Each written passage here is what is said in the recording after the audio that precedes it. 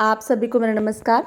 स्वागत है आप सभी का आपके अपने चैनल में जिसका नाम है न्यू अपडेट। जैसा कि आप सभी जानते हैं कि केंद्र सरकार की तरफ से एक आदेश पारित हुआ है। इसमें कुशल, अति कुशल, लघु कुशल और अत्यधिक कुशल जितने भी लोग हैं उन सभी को लाभ मिलना है। अब सवाल आता है कि कौन किस कैटेगरी में आता है और किसको कितना लाभ मिलने वाला है। साथ ही बहुत सारे लोगों का कमेंट आया है कि मैडम क्या बिजली विभाग में भी ये नियम लागू होगा, एलआईसी में भी लागू होगा, शिक्षा मित्र, आंगनवाड़ी, ग्राम चौकीदार, पीआरडी जवान, रसोइया, सभी के मन में एक ही सवाल है कि इस योजना का ये जो आदेश आया है ये किस किस पर लागू होगा, किसको लाभ मिलेगा, किसको नहीं मिलेगा, क्या हमें भी मिलेगा लाभ। क्योंकि इस महंगाई में तो बहुत से ऐसे कर्मचारी हैं जिनका मानदेय बहुत ही कम है। तो चलिए आज के वीडियो में मैं आपके सारे डाउट्स क्लियर करती हूँ, सारे सवालों के जवाब वीडियो के माध्यम से मैं देने की कोशिश करती हूँ। सबसे पहले तो मैं आप लोग को बता दूँ कि बहुत से ग्राम चौकीदारों का मुझे कमेंट आया, पीआरडी जवानों का भी कमेंट आया और बिजली विभाग से भी मुझे कमेंट आया कि क्या मैडम हमें भी मिलेगा लाभ, और आशा दीदियों का भी कमेंट आया क्या उन्हें लाभ मिलेगा। सबसे पहली बात तो आजकल सरकार सारी चीज़ें संविदा में कर दी हैं, सारी चीज़ें संविदा में कर दी हैं, चाहे वो हॉस्पिटल हो, प्राइवेट सेक्टर हो, कोई भी हो, स्कूल हो, आंगनवाड़ी हो, सारी चीज़ें संविदा में कर दी हैं, है ना। इसके बाद जो है सरकार इस बार जो कह रही है वो कह रही है कि जो प्राइवेट बेस में काम करते हैं, जैसे मज़दूर हो गए, ठेके पे काम करने वाले मज़दूर हो गए, कोरियर बॉय हो गए, चौकीदार की बात यहाँ पे कही गई है। और चौकीदार मीन्स ग्राम चौकीदार नहीं, ग्राम चौकीदारों को इसमें नहीं रखा गया है। ग्राम संबंधित जितने भी लोग हैं उन सभी को इसमें लाभ नहीं दिया जा रहा है। मतलब सरकार दो तरीके की बात कर रही है। एक तरीके से कह रही है कि इस महंगाई का जो है सामना नहीं कर सकते लोग, इसलिए हम मजूरी बढ़ा रहे हैं। वहीं पे ऐसे बहुत से गांव में ग्राम चौकीदार हैं, सहायक है, बहुत से ऐसे कर्मचारी हैं जिनका मानदेय इतना कम है पर सरकार उस पर ध्यान नहीं दे रही है। यहाँ पे सरकार ने सिर्फ चौकीदारों की बात कही है, ग्राम चौकीदार नहीं कहा है। आप कहते हैं चौकीदार क्या, तो चौकीदार मीन्स जो प्राइवेट सेक्टर में, जैसे कि किसी प्राइवेट बैंक में या प्राइवेट स्कूल में या किसी बिल्डिंग के वॉचमैन जो होते हैं, चौकीदार होते हैं, उनका मानदेय, जिनका मानदेय देखिए पहले भी आप जानते हैं कि जो प्राइवेट सेक्टर में कार्य करते हैं चौकीदार, उनको 10,000 12,000 मिलता है ना। अब उनके जो है बढ़ा दिया गया है, 18 से 20,000 कर दिया गया। लेकिन जो ग्राम चौकीदार हैं उनके मानदेय को लेकर कोई भी बात नहीं कही गई है। पीआरडी जवानों को भी लेकर इस पर कोई तरीके से नहीं कहा गया है कि क्योंकि ये जो आते हैं ना ये सेंट्रल गवर्नमेंट में आते हैं। ये मतलब ग्राम संबंधित जितने भी लोग हैं, जैसे आपको पता है सहायक हो गए, आशा हो गई, आंगनवाड़ी हो गई, एसएचजी की जो दीदियाँ हो गई, और ये जो जल जीवन मिशन से जुड़े हुए जितने लोग हैं, कोविड से जुड़े हुए जितने लोग हैं, हॉस्पिटल से जुड़े जितने लोग हैं, इन सब का मतलब सरकारी हॉस्पिटल से जुड़े हुए जितने लोग हैं। जैसे प्राइवेट सेक्टरों में आप बढ़ा सकते हैं, लेकिन सरकारी हॉस्पिटल से जुड़े हुए जितने लोग हैं इनका मानदेय को लेकर अभी कोई बात नहीं कही गई है। ग्राम चौकीदारों की बात नहीं कही गई है, सरपंच, सहायक, सचिव जितने भी हैं।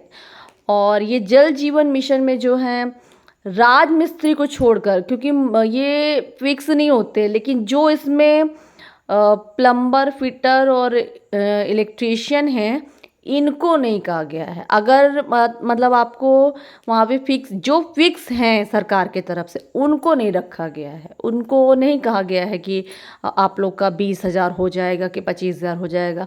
मतलब यही वाली चीज़ हो गई कि लोग सरकारी नौकरी के लिए मरते हैं, और यहाँ पे सरकार ने ऐसा कर दिया है कि जो सरकारी नौकरी में है उसका मानदेय नहीं बढ़ाया, जो प्राइवेट सेक्टरों में काम कर रहे हैं, जैसे प्राइवेट कंपनियों में काम कर रहे हैं मजदूर, जैसे बड़ी बड़ी कंपनियों में नहीं बहुत सारे मजदूर काम करते हैं, उनको बढ़ाया गया है, उनके लिए कहा गया है। साथ ही जो कोरियर बॉय, जो डिलीवरी बॉय होते हैं, आप देखते हैं प्राइवेट सेक्टरों में जो भी कंपनियां हैं उनके थ्रू रखे जाते हैं, घर तक आपके सामान पहुंचाते हैं, उनके लिए कहा गया है। और इसको लेकर मैंने एक छोटा सा क्लिप भी दिखाया था, आप कहिए तो एक बार फिर से दिखा देती हूँ, आप देख सकते हैं यहाँ पे। अगर हम देखेंगे कि ऑर्गेनाइज सेक्टर में मिनिमम वेज जो है 18,000 है, 18,000 है मिनिमम वेज, और अनऑर्गेनाइज में अब भारत सरकार ने 20,000 के करीब कर दिया है, 2,000 ज़्यादा बढ़ा दिया है डेली बेसिस पे, मार्केट को देखते हुए। और इसमें अनऑर्गेनाइज में निर्माण मजदूर भी आते हैं, लोडिंग अनलोडिंग वाले भी आते हैं, चौकीदार भी आते हैं, सफाई वाले भी आते हैं, और खान पान वाले भी आते हैं, भट्ठा मजदूर भी आते हैं, और जो डेली का कृषि वाले भी आते हैं, मैसन वगैरह भी। सबके लिए इन्होंने ये उनको एक तोहफा दे के उनकी लाइफ को अच्छी तरह अपने परिवार को पालने का एक साधन दिया है। इसमें शर्मा जी क्या गिग वर्कर्स भी शामिल हैं? हम जानते हैं कि जो मल्टीनेशनल कंपनीज हैं जो बाइक्स पे लेके हमारे आपके घरों में खाना पहुंचाने का काम करते हैं, डिलीवरी का काम करते हैं, क्या वो भी शामिल हैं इसमें? बिल्कुल शामिल हैं।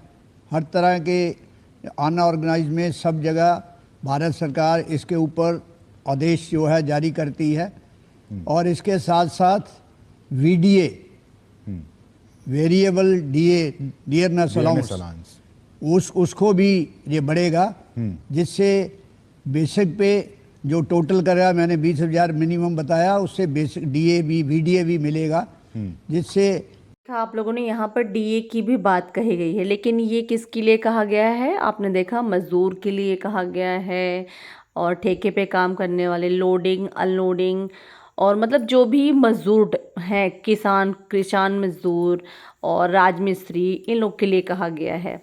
एक कमेंट आया मुझे कि मैडम ये जो आदेश पारित हुआ है तो क्या इसमें लिखित में कुछ है क्या? अगर कोई इसका पालन ना करे तो हम क्या करें? देखिए, सरकार ने ये चीज़ लिखित में दी है ना, और ये आदेश पारित हुआ है। पर फिर भी अगर आपके और कोई सवाल हैं तो इसके जो वीडियो हैं मैं डिस्क्रिप्शन में कर दूंगी, आप उसको ध्यान से देख लीजिएगा पूरा शुरू से लास्ट तक। तो आपके जितने भी सवाल हैं वो सारे सवालों के जवाब आपको इस वीडियो में मिल जाएंगे, क्योंकि ये जो बोल रहे हैं ये सरकार की तरफ से एम्प्लॉयज़ है, सरकार की तरफ से बोलने का इन्हें मौका दिया गया है।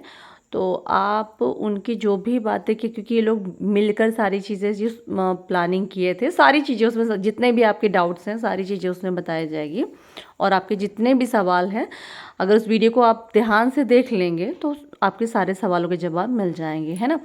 अब सवाल उठता है कि क्या PRD, आशा वर्कर और आंगनवाड़ी, रसोइया, होमगार्ड, तो इन सभी को लाभ मिलेगा क्या? ग्राम चौकीदारों को लाभ मिलेगा? तो जी हाँ, आप लोग के भी मानदेय में बढ़ोतरी हुई है। कितना बढ़ा है इसका मैं अगला वीडियो बनाने जा रही हूँ, उस पर मैं आपको विस्तार से बताऊंगी कि आप लोग के मानदेय में कितनी वृद्धि हुई है। और ये मैं एक अलग से वीडियो बनाने वाली हूँ, और उसको आप देख लीजिएगा, क्योंकि ये वीडियो बहुत बड़ा हो जाएगा। इस पर मैंने ये बताया है कि जो लाभ मिलेगा वो किसे लाभ मिलेगा। आई होप सो आपके सभी सवालों के जवाब मिल गए होंगे। अगर अभी भी आपके कोई डाउट्स हैं, सवाल हैं, तो आप मुझे कमेंट करके ज़रूर बताइएगा। मैं कोशिश करूँगी आपके सभी सवालों के जवाब दे सकूँ। मुझे कमेंट हो रहा था कि मैम जिसकी सैलरी पहले से ही 20,000 है उसकी कितनी बढ़ जाएगी?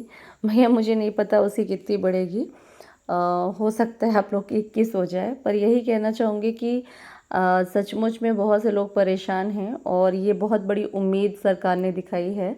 अगर ऐसा नियम लागू हो जाता है तो बहुत अच्छी बात है। बहुत से लोग इस गरीबी से परेशान हैं, इस महंगाई से परेशान हैं, और अगर उन सभी के मानदेय में वृद्धि होती है, चूँकि अब मजदूरी को लेकर बढ़ा दिया गया, ये जो आदेश आया है ये डेली वेज में काम करने वाले लोगों के लिए है, और जो ठेके पर काम करते हैं उनके लिए है, जो प्राइवेट सेक्टरों में काम करते हैं उनके लिए है। चलिए मिलती हूँ अगली वीडियो में एक नई जानकारी के साथ, तब तक के लिए नमस्कार। वीडियो बने रखिए, वीडियो देखते रखिए।